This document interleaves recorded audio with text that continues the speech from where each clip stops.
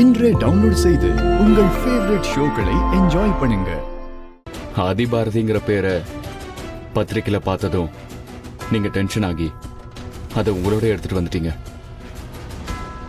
அப்படி எதுவும் மறைக்கிறீங்களோன்னு தோணுச்சு. அதனாலதான் உங்ககிட்ட வந்து கேட்குறேன். அது மட்டும் இல்ல, ரொம்ப நாளா நான் உங்க ஹஸ்பண்ட் யாருன்னு கேட்டுக்கிட்டே தான் இருக்கேன்.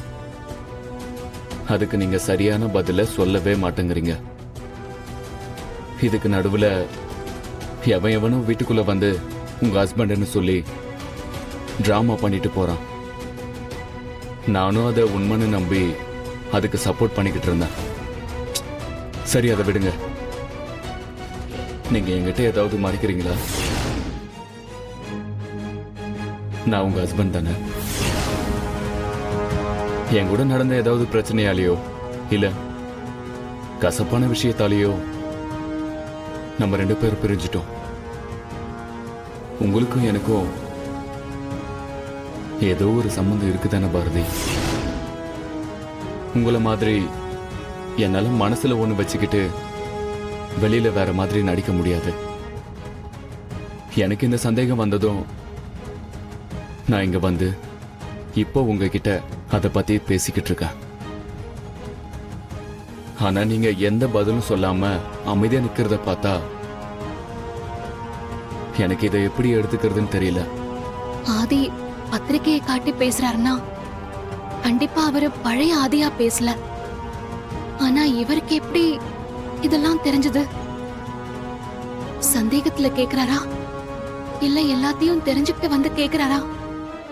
ஒண்ணுமே தெரியலையே. கடவுளே, ஆதி கேக்குற கேள்விக்கு நான் என்ன பதில் சொல்ல போறேன்? பாரதி, என்ன யோசிக்கிறீங்க?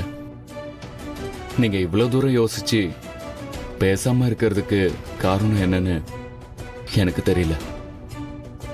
தயவு செஞ்சு எதுவா இருந்தாலும் அதை நீங்க என்கிட்ட சொல்லுங்க. அதை நீங்க நான்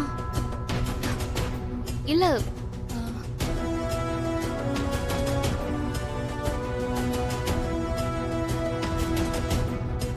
இல்ல அது ஓகே பாரதி, கூல்.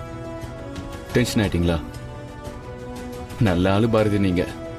நான் கேட்டதும் என்ன ஆதி இப்படி கேக்குறீங்க, உங்களுக்கு எனக்கு என்ன சம்பந்தம் இருக்குன்னு தைரியமா என்ன திருப்பி கேள்வி கேட்காம நான் உங்க ஹஸ்பண்டான்னு கேட்டதும்